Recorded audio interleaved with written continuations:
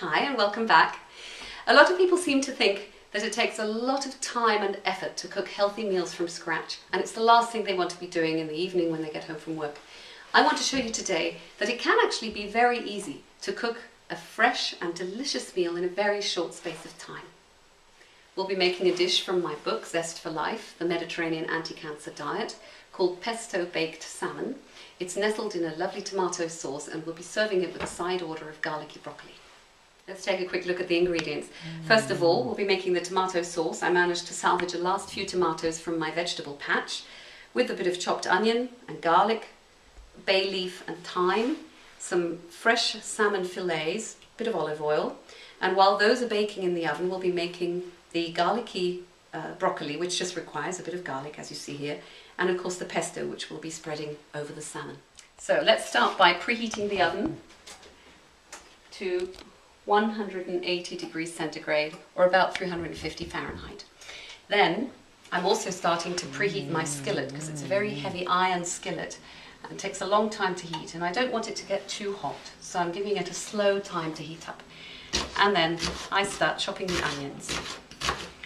Now, chop them fairly finely, because you don't want to end up having big chunks of onion in your sauce. So I've chopped the onion fairly finely, and now I'm going to proceed to chop a garlic clove. It's a very fat clove. In the recipe it says 2 cloves, but I think 1's fine. In the recipe I also use spring onions, but at the moment there aren't any because it's not spring, it's autumn, so I just use normal onions. And once you've done all the chopping, we move to the skillet, which is now nice and warm. Put in 1 or 2 tablespoons of olive oil. I never bother measuring it, I just glug it in. Put the onions in and cook them a little while, about 2 or 3 minutes, until they're translucent, and then add the garlic and continue cooking for another 2 minutes roughly. Now, while the onions are cooking, we'll cube some tomatoes. If you can't find nice fresh tomatoes, you can use tomatoes out of a jar. I do avoid canned tomatoes because most vegetable cans are lined with bisphenol A, which is thought to perhaps increase the risk of certain cancers. There we go. So we chop these finely and set them aside till we need them. After about 4 or 5 minutes, your onions should have taken on a nice golden colour. They shouldn't be too dark and have that lovely sweet toasted smell. Now we add the finely chopped tomatoes. Stir them. And pop in the bay leaf and thyme. Either you can put in the whole branch or you can strip the leaves. I prefer to strip the leaves because that way it spreads nicely. Thyme is one of the Mediterranean herbs that is thought to have quite powerful anti-cancer properties, so it's worth putting it in stews and sauces, anything vaguely Mediterranean. Mushrooms, it goes particularly well with mushrooms and onions. So we'll let the tomatoes and the onions bubble away for 10 or 15 minutes. In the recipe I put a lot less time because I'm using cherry tomatoes. If you're using whole tomatoes, cook it for about 10 or 15 minutes to make a nice unctuous sauce. You can cover it with a lid if your tomatoes don't contain much water, but if, like my tomatoes, they're quite moist, put a lid on. Meanwhile, I've chopped some garlic for the broccoli. We'll set that aside. And now we'll start chopping the broccoli. While you're chopping the broccoli, prepare a steamer in which you will steam the broccoli. I just use a completely normal pot, as you can see, medium-sized pot, and a steaming insert, which the French call a marguerite or a daisy because it looks like a flower. This is popped inside. Pour some hot water on top, just enough to reach up to the bottom of the steamer. And now we're going to heat this so it steams nicely by the time we put the broccoli. In addition to being incredibly healthy, broccoli is also a fantastic vegetable to prepare when you're in a hurry, because you don't need to peel it, you don't need to scrub it or top it or tail it. All you need to do is chop it. So I generally chop off the main stem because it can be quite fibrous and chewy. And then what I do is I cut off the florets and cut them again into quarters.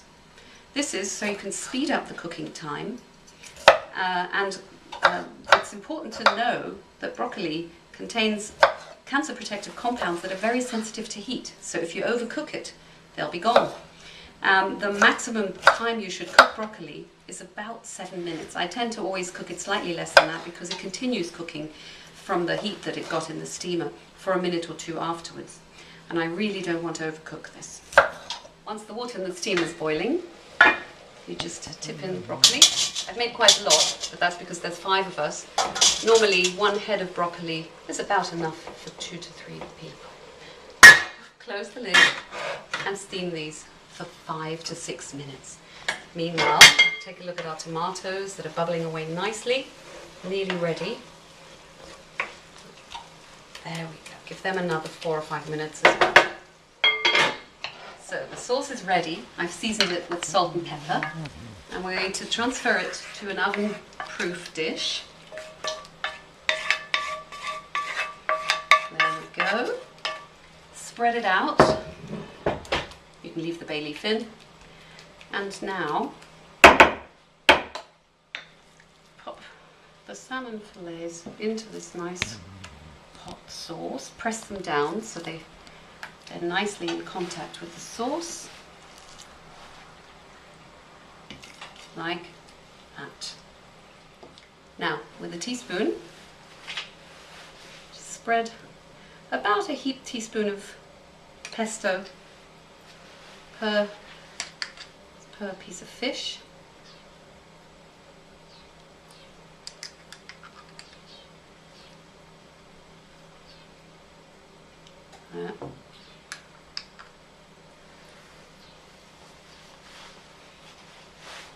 And spread it out nicely. And now off it goes into the preheated oven. Leave it there about 10-15 minutes. It depends how done you like your salmon, and it also depends on how thick the pieces are. So the broccoli is now nicely cooked. It's still a little bit al dente, which is what we want it to be. I've drained it in a strainer, and we're going to put it here while we fry the garlic. Now, garlic should never be fried very long, because the minute it starts to turn colour and look a little brown, it actually gets a bit bitter tasting. So keep the oil. Cook it very briefly. Stir it around. So give it a little sizzle, but not too much. These are 4 cloves. Obviously, it's entirely up to you. If you're a real garlic fiend, you can add more, or you can tone it down a bit if you're someone who doesn't want to smell of garlic the next day. And now we pop in the broccoli. This is rather a lot, but it's always nice cold the next day. Now cook this for about 2 or 3 minutes until the garlic flavour has spread nicely and the broccoli is nice and covered in garlicky oil. The broccoli now tastes nice and garlicky, so we'll just season it with a few grinds of the peppermint, a little bit of salt, a good squeeze of lemon, which always brings a lot of flavour out in almost anything I cook, and just a little drizzle of olive oil. There we go. Now, toss it gently and transfer to a serving bowl. May not look hugely appetizing because it's all jumbled up, but it's very tasty. So the salmon's ready now. Look at that. Isn't that lovely? Now when I look at the broccoli and the salmon in its tomato sauce, I'm reminded of a study that was published a few years ago by a team of researchers at Illinois University who tested the effect of broccoli and tomatoes on rats who'd been implanted with prostate cancer. And they found that broccoli fed on its own, or tomatoes fed on their own to these rats, had a slightly protective effect. But when they combined broccoli and tomatoes in the same rats, the tumours shrank much more. And they explained that it's the synergy, it's the kind of combination of the different nutrients in these two very different vegetables that reinforces their actions and potentiates them. It's called nutrient synergy, and it's a big buzzword in nutrition circles at the moment. It's something I'm very keen on as well, and I write a lot about in my book. One of my recommendations is that we combine as many different foods as possible and eat a wide variety of foods so that we get a lot of these synergies going constantly. Right, well, I'm going to have dinner now before it gets cold. I hope you found this useful. And if you have any questions, comments or suggestions for future videos, please contact me by going to zestforlifediet.com and clicking on the author tab and sending me an email. Thanks a lot. See you soon.